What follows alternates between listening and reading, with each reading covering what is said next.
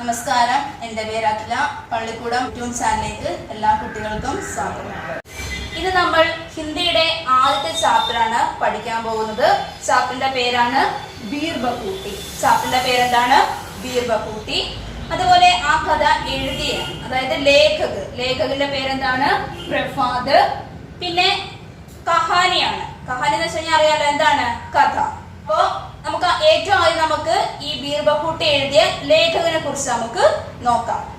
युवा कवि प्रफाद का जन्म राजस्थान के करौली में 1972 को हुआ. आप कवि होने के साथ साथ कहानीकार भी है. काशीबाई, पानी की गाड़ियों में, चूसता रहा जाता रहा आदि आपकी प्रमुख रचनाएं हैं. അപ്പോ ബീർ ബഹൂട്ടിയുടെ ലേഖകാരാണ്? പ്രഫാദാണ്. ലേഖകന്റെ ജനനം 1972 രാജസ്ഥാനിലെ കരൗലി എന്ന സ്ഥലത്താണ് പ്രഭാതിന്റെ ജനനം. അതുപോലെ കവിയുമാണ്, അതിനോടൊപ്പം തന്നെ കഥാകൃത്തുമാണ് ആര്? പ്രഭാത്. കാസിബായി, പാനി കി ഗാഡിയോ മേ, ചൂസ്താ രഹാ ജാത്താ രഹാ എന്നിവയാണ് അദ്ദേഹത്തിന്റെ പ്രസിദ്ധമായ രചനകൾ. ഇനി നമുക്ക് പാഠത്തിലേക്ക് കടക്കാം. ഇപ്പോ ചാപ്റ്ററിന്റെ പേര് നമ്മൾ പറഞ്ഞു, എന്താണ്? ബീർ ബഹൂട്ടി. ഈ പേര് കേൾക്കുമ്പോൾ തന്നെ നിങ്ങൾക്ക് ഡൗട്ട്, എന്താണ് ബീർ ബഹൂട്ടി എന്നൊരു ഡൗട്ട് ഉണ്ടാവും. എന്താണ് ഈ ബീർ ബഹൂട്ടി? നമ്മൾ ഈ പുല്ലിലും മധുരമൊക്കെ കാണുന്ന ചെറിയൊരു പ്രാണി ഉണ്ടല്ലോ, ഇതിന്റെ കറക്റ്റ് മലയാളം പറഞ്ഞു കഴിഞ്ഞാല് ഇന്ദ്രഗോപം എന്നാണ് ബീർ ബഹൂട്ടിയുടെ കറക്റ്റ് മലയാളം അർത്ഥം. പക്ഷെ അങ്ങനെ പറഞ്ഞാൽ മിക്കവർക്കും മനസ്സിലാവണമെന്നില്ല. ഒരു ചുമന്നൊരു പ്രാണിയുണ്ട്, ടെക്സ്റ്റിനകത്തൊക്കെ അതിന്റെ ഫോട്ടോ ഉണ്ട്, നോക്കുമ്പോൾ അത് മനസ്സിലാവും. ഒരു ചുമന്ന പ്രാണി, പിന്നെ അതിന്റെ പുറത്ത് നല്ല കറുത്ത ഡോട്ട്സ് ഒക്കെ ഉള്ള ഒരു പ്രാണിയാണ് ബീർ ബഹൂട്ടി. ഇനി ഈ ബീർ ബഹൂട്ടി എന്നുള്ള കഥയില് പ്രധാനമായിട്ടും ബേല എന്നും സാഹിൽ എന്നും പേരുള്ള രണ്ട് സ്കൂൾ കുട്ടികളുടെ കഥയാണ് നമ്മൾ ഇനി പഠിക്കാൻ പോകുന്നത്. അപ്പോ നമുക്ക് ചാപ്റ്റർ വായിക്കാം. ബീർ ബഹൂട്ടി, പ്രഫാദ്, കഹാനി. बादल बहुत बरस लिए थे, फिर भी बहुत सारा पानी उनमें बचा हुआ था. वे खेतों जंगलों के ऊपर छाए हुए थे. सारा आकाश मेघों से भरा था. मेघों की छायाओं में गीली हवाएं इधर उधर घूम रही थी. पेड़ों के तने अभी भी गीले थे. मूंगफलियों के हरे खेतों में पीले फूल अभी भी गीले थे. खेतों में छोटा छोटा बाजरा उगा था. बाजरे के लंबे पतले पातों में पानी की बूंदें अटकी हुई थी. बारिश की हवा में गीले खेतों और बारिश की हरियाली की गंध घुली हुई थी. ഇനി ഇത്രയും പാരഗ്രാഫിന്റെ അർത്ഥം നമുക്ക് നോക്കാം. ബാദൽ ബഹുത് ബറസ് ലിയേ थे. എന്താണ് അതിന്റെ അർത്ഥം? ബാദൽ ബഹുത് ബറസ് ലിയേ थे എന്ന് പറഞ്ഞാൽ മഴ നന്നായി പെയ്തു കഴിഞ്ഞിരുന്നു. फिर भी बहुत सारा पानी उनमें बचा हुआ था. എന്നാലും വളരെയധികം ജലം അതിനകത്ത് തങ്ങി നിൽപ്പുണ്ടായിരുന്നു, അവശേഷിക്കുന്നുണ്ടായിരുന്നു. वे खेतों जंगलों के ऊपर छाए हुए थे. എന്ന് വെച്ചുകഴിഞ്ഞാൽ മഴ മേഘമാണ് സൂചിപ്പിക്കുന്നത്, അല്ലാതെ മഴവെള്ളം തങ്ങി നിൽക്കുക എന്ന് വെച്ചുകഴിഞ്ഞാൽ മേഘമാണല്ലോ പിന്നെ മഴയായിട്ട് പെയ്യുന്നത്. അപ്പൊ ആ മേഘങ്ങള് खेतों जंगलों के ऊपर छाए हुए थे. വയലുകൾക്കും കാടിനും ഒക്കെ മുകളിൽ ഇങ്ങനെ വ്യാപിച്ച് കിടന്നിരുന്നു. സാര ആകാശ് മേഘോം സേ ഭരാ ഥാ. ആ ആകാശം മുഴുവൻ മേഘാവൃതമായിരുന്നു, മേഘങ്ങളാൽ നിറഞ്ഞിരുന്നു. മേഘോം കി ഛായാവോ മേ ഗീലി ഹവായേ ഇധർ ഉധർ ഘൂം രഹി ഥി. ആ മേഘത്തിന്റെ തണലില്, ആ നിഴലില് നനഞ്ഞ കാറ്റ് അവിടെ ഇവിടെയായി ചുറ്റിക്കറങ്ങുന്നുണ്ടായിരുന്നു. പേടോങ്കി തനി അബീഫി ഗീലേത്തെ. പിന്നെ മരച്ചില്ലകള്, മരത്തിന്റെ തടികള് എല്ലാം ഇപ്പോഴും ആ നനവ് ഉണ്ടായിരുന്നു. മൂംഗ്ഫലിയോങ്കി ഹരേ ഖേതോമേ പീലി ഫൂൽ അബീഫി ഗീലേത്തെ. എന്താണ് മൂംഗ്ഫലി? നമ്മുടെ നിലക്കടല ഉണ്ടല്ലോ, നിലക്കടലയുടെ ഹിന്ദിയാണ് എന്ത്? മൂംഗ്ഫലി. അപ്പൊ മൂംഗ്ഫലിയോങ്കി ഹരേ ഖേതോമേ പീലി ഫൂൽ അബീഫി ഗീലേത്തെ. ആ നിലക്കടലയുടെ പച്ച വയലുകളില് മഞ്ഞ പൂക്കൾ ഇപ്പോഴും നനഞ്ഞ് നിന്നിരുന്നു. കേത്തോമേ ചോട്ടാ ചോട്ടാ ബാജ്ര ഉഗാത്ത. വയലുകളില് ചെറിയ ചെറിയ ബാജ്ര എന്താണ്? നമ്മുടെ ചോളം മുളച്ച് വരുന്നുണ്ടായിരുന്നു. बाजरे के लंबे पतले पातों में पानी की बूंदें अटकी हुई थी. ആ ചോളത്തിന്റെ ലെംബേ പതലേ പാത്തോമേം. എന്താണ് ലെംബേ പതലേ പാത്തോം? നീളമുള്ളതും പിന്നെ കനം കുറഞ്ഞതുമായ ഇലകൾ. അപ്പോ ബാജറയ്ക്ക് ലെംബേ പതലേ പാത്തോമേം, ആ ചോളത്തിന്റെ നീളമുള്ളതും കനം കുറഞ്ഞതുമായ ഇലകളില് പാനി കി ബൂന്ദേ അട്കി ഹുയി തീ, ആ മഴ പെയ്ത വെള്ളത്തിന്റെ തുള്ളികള് തങ്ങി നിൽപ്പുണ്ടായിരുന്നു.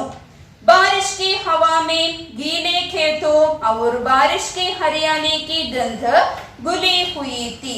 ആ മഴയുടെ കാറ്റത്ത് നനഞ്ഞ വയലുകളുടെയും അതുപോലെ തന്നെ ആ മഴയുടെ ആ പച്ചപ്പിന്റെ ആ ഗന്ധവും ഒക്കെ കലർന്നിരുന്നു. അപ്പോ ഇത്രയാണ് നമ്മൾ ആ ഫസ്റ്റ് പാരഗ്രാഫിനകത്ത് പറഞ്ഞത്. എന്തൊക്കെയാണ് പറഞ്ഞത്? മൊത്തത്തിൽ നമുക്കൊന്ന് മലയാളത്തിൽ പറഞ്ഞാൽ നന്നായിട്ട് മഴ പെയ്തൊരു സമയം, എന്നിട്ട് അവിടെ എന്താണ് മഴയുടെ ലക്ഷണങ്ങൾ വീണ്ടും നിൽപ്പുണ്ട്, അതായത് ഇനിയും മഴ പെയ്യാനായിട്ട് പോവുകയാണ്. പിന്നെ വയലുകളിലും കാടുകളിലും ഒക്കെ മുകളിലായിട്ട് എന്ത് കാണപ്പെടുന്നു? കാർമേഘങ്ങള് നിറഞ്ഞിരിക്കുന്നു. പിന്നെ നനഞ്ഞ കാറ്റ്, അതായത് നല്ല കാറ്റ് ഇങ്ങനെ അവിടെ ഇവിടെ ആയിട്ട് വീശിക്കൊണ്ടിരിക്കുന്നു. പിന്നെ പറഞ്ഞു എന്താണ്, നിലക്കടലയുടെയൊക്കെ വയലുകളിലും പിന്നെ ചോളത്തിന്റെ ഇലകളിലും ഒക്കെ ആ മഴ പെയ്ത വെള്ളം തങ്ങി നിൽക്കുന്നുണ്ട്. പിന്നെ ആ മഴയുടെ നനഞ്ഞ കാറ്റും പിന്നെ മഴയുടെ ആ ഗന്ധവും പച്ചപ്പും അതിന്റെ ഗന്ധവും ഒക്കെ നമുക്ക് ഇങ്ങനെ അവിടെ കലർന്നു കിടക്കുന്നതായിട്ട് തോന്നുന്നു. ഇത്രയാണ് നമ്മൾ ഫസ്റ്റ് പാരഗ്രാഫിനകത്ത് പറഞ്ഞത്. ഇനി അടുത്ത പാരഗ്രാഫ് നോക്കാം. उन्हें बीर बखूटियों से मिलना होता था, सो वे स्कूल के लिए घर से कुछ समय पहले निकल आते थे. कस्बे से सटे इन खेतों में बीर बखूटियां खोजा करते थे. सुर्ख मुलायम गदबदी बीर बखूटियां, धरती पर चलती फिरती खून की प्यारी प्यारी बूंदे. उनके बस्ते उनकी पीठ पर लदे होते थे, कंधों पर टंगे होते थे. वे एक दूसरे के बहुत नजदीक रहकर, बल्कि कहना चाहिए बिल्कुल सटकर बीर बखूटियां पहुंचते थे.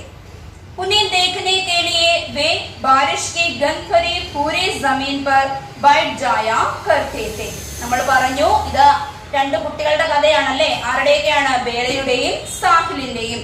അപ്പോ പറയാണ് ഉനി ബീർ ബഹൂട്ടിയോം സേ മിൽനാ ഹോതാ താ. അപ്പൊ ആ കുട്ടികൾ സ്കൂളിൽ പോകുന്ന വഴിയാണ്. അപ്പൊ അവർക്ക് ആരെ കാണണമായിരുന്നു? ബീർ ബഹൂട്ടികളെ കാണണമായിരുന്നു. ഉനി ബീർ ബഹൂട്ടിയോം സേ മിൽനാ ഹോതാ താ, അവർക്ക് ഈ ബീർ ബഹൂട്ടികളെ കാണണമായിരുന്നു. ബീർ ബഹൂട്ടി എന്ന് വെച്ച് കഴിഞ്ഞാൽ അറിയാലോ എന്താണ്? ആ ചെറിയ ആ ഒരു പ്രാണി ഉണ്ടല്ലോ, അതിനെയാണ് നമ്മള് ബീർ ബഹൂട്ടി എന്ന് പറയുന്നത്. അപ്പൊ അതിനെ കാണാൻ വേണ്ടിയിട്ട് സോവേ സ്കൂൾ കേലിയെ घर से कुछ समय पहले निकल आते थे. അതുകൊണ്ട് അവര് സ്കൂളിലോട്ട് പോകാനായിട്ട് വളരെ നേരത്തെ അവർ എവിടെ നിന്ന് ഇറങ്ങും? വീട്ടിൽ നിന്ന് ഇറങ്ങുമായിരുന്നു. कस्बे से सटे इन खेतों में बीर बखूटियां खोजा करते थे. അവരെവിടെയാണ് ഈ ബീർ ബഹൂട്ടികളെ അന്വേഷിക്കുന്നത്?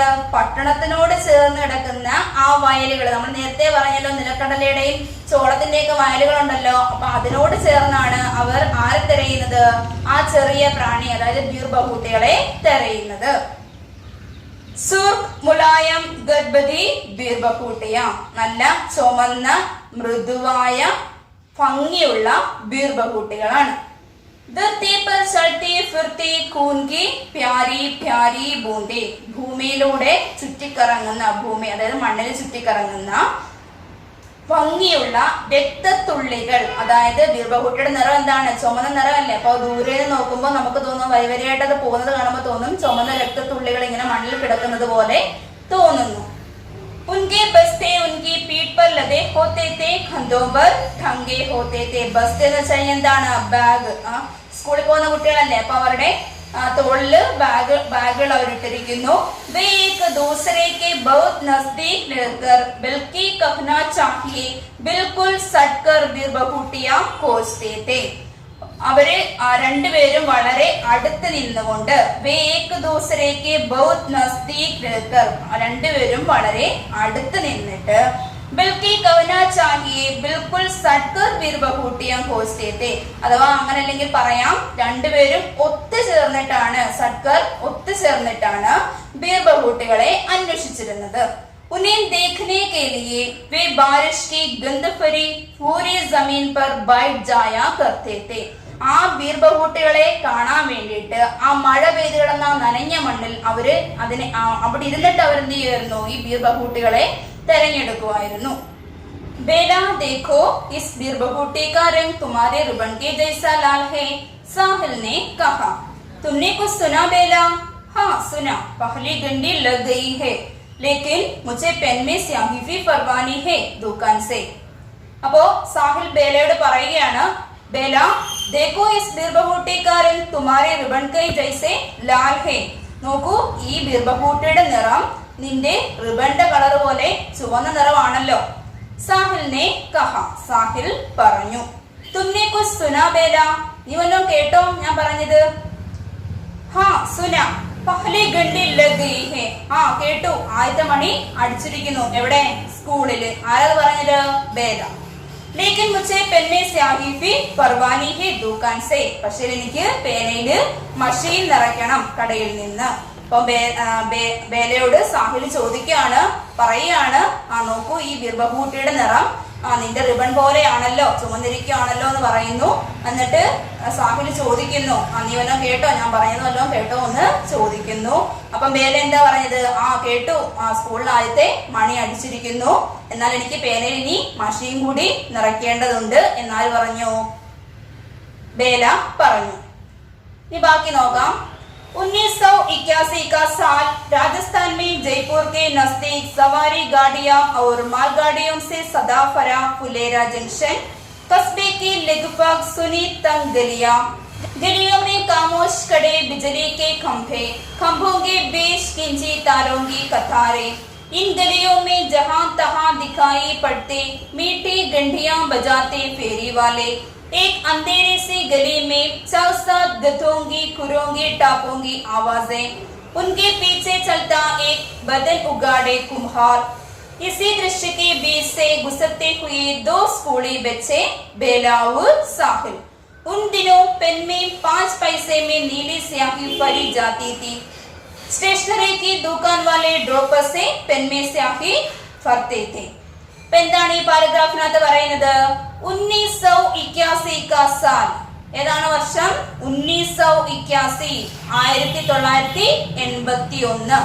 राजस्थान में जयपुर के नजदीक सवारी गाड़ियां और मालगाड़ियों से सदा भरा फुलेरा जंक्शन.